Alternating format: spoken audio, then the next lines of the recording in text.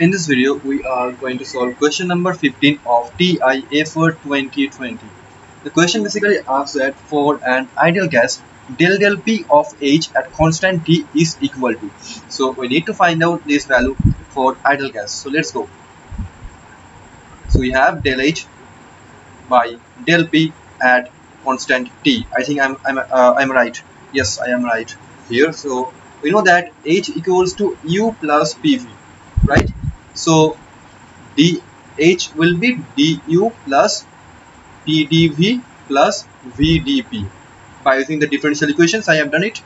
And the next is du means dq plus dw from the first law of thermodynamics. Okay, so I'm not mentioning it here because you should know it.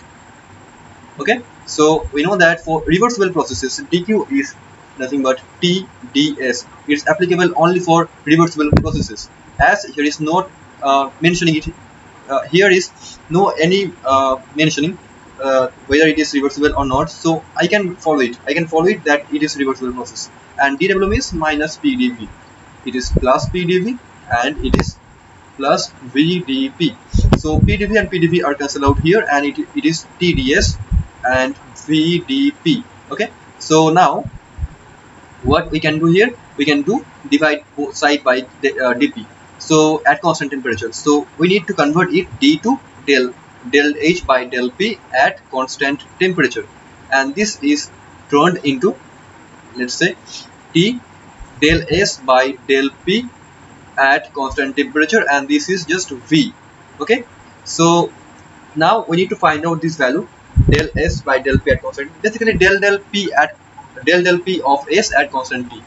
So you know that bond square and Maxwell relations, so that is nothing but s p t v h a u. Okay, so from here, okay, so thermodynamics potentials are not needed here, so I can ignore it. Okay, so I have here p. So del s by del p, I mean del p of s at constant t means del v by del t at constant p. So here it is following like minus of t del v by del t at constant p. Here it is v. Okay, I have used here the bond square and Maxwell relations. Okay,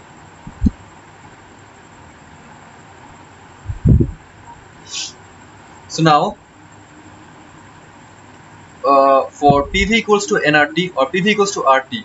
Okay, I'm considering here just only for 1 moles, otherwise n will be constant here, and that can disturb us to write down further and further. Okay, so I'm considering here just 1 mole.